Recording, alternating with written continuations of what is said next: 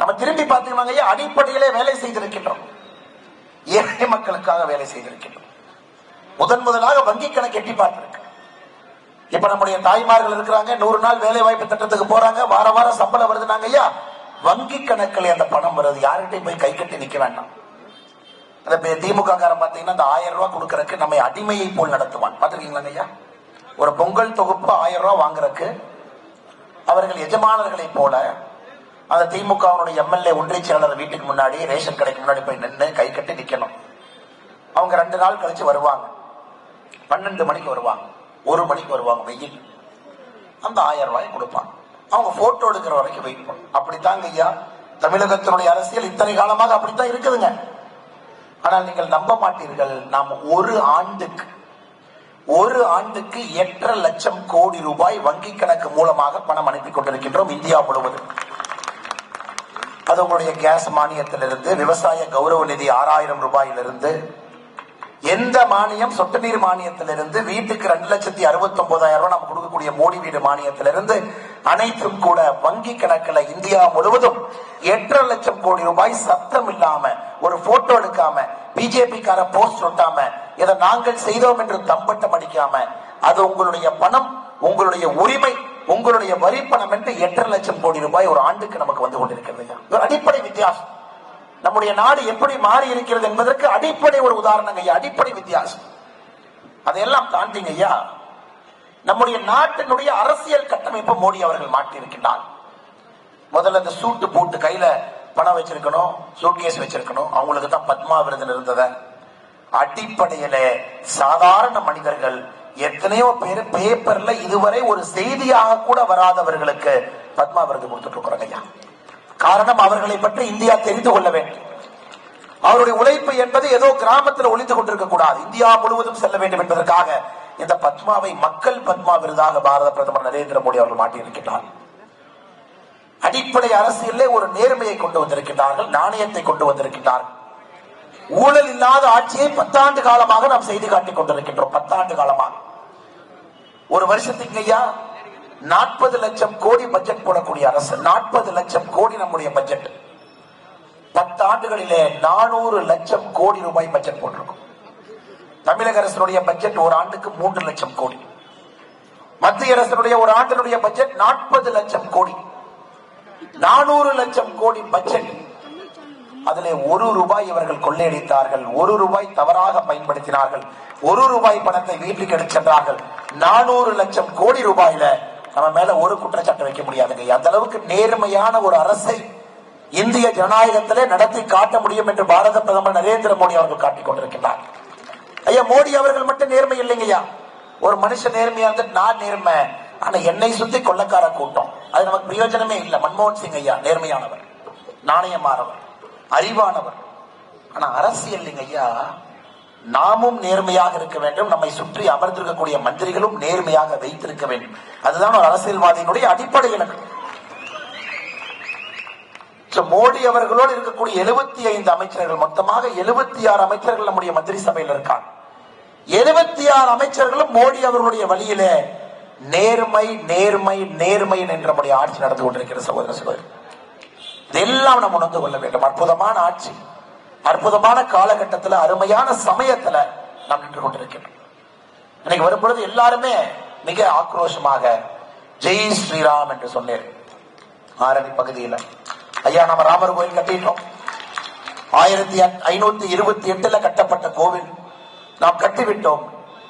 ஐயா, நாம் ஒரு விஷயத்தை புரிந்து கொள்ள வேண்டும். நம் ராமர் கோவிலை எப்படி கட்டினோம் என்பதுதான் நம்முடைய இலக்கணம் ஐயா. யாரையும் மிரட்டி கட்டலீங்க ஐயா. 2014 நம்ம கிட்ட 283 எம்பிக்கள் இருந்தாங்க. பாராளுமன்றத்திலே ஒரு சட்டத்தை போட்டு நாம் ராமர் கோயிலை கட்டியிருக்கலாம், யாரும் நம்மை தடுக்க போவதில்லை. நம்ம கிட்ட ஆட்சி இருக்கு, அதிகாரம் இருக்கு, அதிகார பலத்தை பயன்படுத்தி ராமர் கோயிலை கட்டல. 2019 303 எம்பிகள் நம்ம கிட்ட இருந்தாங்க ஐயா. ஆட்சியை பயன்படுத்தி, அதிகாரத்தை பயன்படுத்தி பாராளுமன்றத்திலே ஒரு சட்ட மசோதாவை கொண்டு வந்து ராமர் கோவிலை கட்டவில்லை. நாம் தெளிவாக சொன்னோம், ராமர் கோவிலை கட்டுவோம், அதற்கு குழந்தை ராமர் மரியாதையாக அவர் இருக்கும் அளவுக்கு அந்த கோயிலை கட்டுவோம். அனைத்து மக்களையும் ஒன்றாக இணைத்து,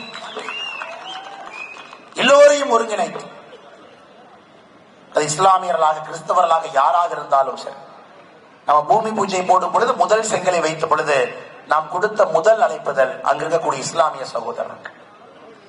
நீதிமன்றத்தில் என்னென்ன வழக்குகள் 1800 இருந்து நடக்கிறது. ஆங்கிலேயர்கள் காலத்திலிருந்து இந்தியாவிலே மிக நீண்ட நெடிய வழக்கு இந்திய சரித்திரத்திலே ராமர் கோயில் வழக்கு 1880 இருந்து இருக்கு. 140 ஆண்டுகளுக்கு பிறகு இந்தியாவுடைய லாங்கஸ்ட் ரன்னிங் கேஸ் 140 ஆண்டுகளுக்கு பிறகு நீதிமன்றத்தின் வாயிலாக தீர்ப்பை கொண்டு வந்து மக்களை எல்லாம் ஒருங்கிணைத்து ஏதோ ராமர் கோயில் ஒரு அம்பானி கட்டிடுவான், பிர்லா கட்டிடுவான், அதானி கட்டிடுவான் இல்லைங்க ஐயா. ராமர் கோவில் கட்டுவதற்கு ஒரு ஆட்டோ டிரைவர் அண்ணன் பணம் கொடுக்கணும். ராமர் கோவில் கட்டுவதற்கு ஒரு கூலி தொழிலாளி சகோதர சகோதரி பணம் கொடுக்கணும். ராமர் கோவிலை கட்டுவதற்கு ரோட்டோரத்திலே கடை வைத்திருக்கக்கூடிய சகோதரி பணம் கொடுக்கணும். ராமர் கோவிலை கட்டுவதற்கு இந்திய மக்கள் எல்லோரும் பணம் கொடுக்க வேண்டும் என்று நம்முடைய பணத்தை எல்லாம் வாங்கி கட்டப்பட்ட கோவில் ராமர் கோவில் அயோத்தியிலே மிகச் சிறப்பாக ஜனவரி 22 2024 நம்முடைய பாரத பிரதமர் அவர்கள் பிராண பிரதிஷ்டை செய்து மக்களுக்கு அர்ப்பணித்திருக்கிறார். இது நம்ம ஆட்சியினுடைய வேறுபாடுங்க ஐயா. நம்ம ஆட்சியினுடைய வேறுபாடு. ஒரு விஷயத்தை எப்படி தீர்க்கின்றோம், ஒரு விஷயத்தை எப்படி அணுகுகின்றோம், ஒரு விஷயத்திற்கான தீர்வு ஜனநாயக முறையில என்று அற்புதமான ஒரு சித்தாந்தத்தை வைத்து ஆட்சி நடத்தி கொண்டிருக்கின்றோம். இதெல்லாம் இந்த 10 ஆண்டுகளாக நம்முடைய ஜனநாயகத்தை இன்னும் வலிமை பெற்றிருக்கிறது. நம்முடைய ஜனநாயகம் வலிமையடைந்திருக்கிறது. ஐயா, ஜனநாயகம் எப்ப சரியில்லாம இருக்கும்னா குடும்ப ஆட்சி எப்பொழுது வருகிறதோ அப்பொழுது ஜனநாயகம் சரியில்லாம இருக்கும். நிறைய பேர் கேட்பாங்க, ஏன்னா நீங்க அடிக்கடி குடும்ப ஆட்சியை பத்தி பேசுறீங்க, ஏன் குடும்ப ஆட்சி தமிழ்நாட்டுக்கு தவறு என்று சொல்லுகிறீர்கள், அல்லது இந்தியாவுக்கு ஏன் குடும்ப ஆட்சிக்கு தவறு? ஐயா, அரசியல்வாதியை பொறுத்தவரை அரசியல் என்பது ஒரு உச்சபட்சமான ஒரு அறிவு கையது, அறிவு சார்ந்த ஒரு வேலை. அதனால்தான் பொலிட்டிக்கல் சயின்ஸ் என்று சொல்லுகின்றார். அதற்கு ஒரு மேன்மை வேண்டும், அதற்கு ஒரு தன்மை வேண்டும், அதற்கு ஒரு சேவை மனப்பக்குவம் வேண்டும்.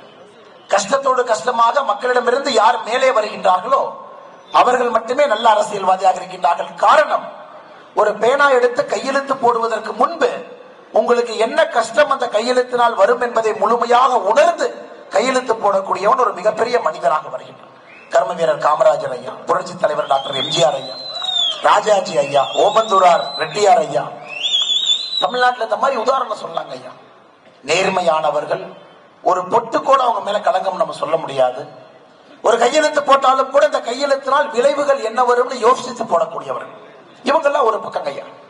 ஆனா கடந்த 50-60 ஆண்டுகளாக தமிழகத்தினுடைய அரசியலை பொறுத்தவரை அது ஒரு குடும்ப ஆட்சியாக மொத்தமா மாறிடுச்சுங்க ஐயா. ஒரே குடும்பத்திலே பிறக்கணும், அவருக்கு துதிபாட வேண்டும், அவருடைய மகனையோ மகளையோ எப்படி ஆட்சி கட்டளை அமர்த்த வேண்டும் என்பதற்காக திட்டம் போட்டு எம்எல்ஏ எலெக்ஷன் நிக்க வச்சு மந்திரியாக்கி துணை முதல்வராக்கி முதல்வராக்கி இந்த காமெடியை மட்டும்தாங்க ஐயா 50 ஆண்டுகளாக பார்த்து கொண்டிருக்கின்றோம். அவர்களுக்கு நம்முடைய கஷ்டத்தை பத்தி என்னங்க ஐயா தெரியும்? ஆர்மியினுடைய பிரச்சனை பத்தி என்ன தெரியுங்க ஐயா? ஒரு ஏழை தாயினுடைய கண்ணீருடைய விலையை பற்றி என்ன தெரியும்? தெரியாதுங்க ஐயா, தெரியாது.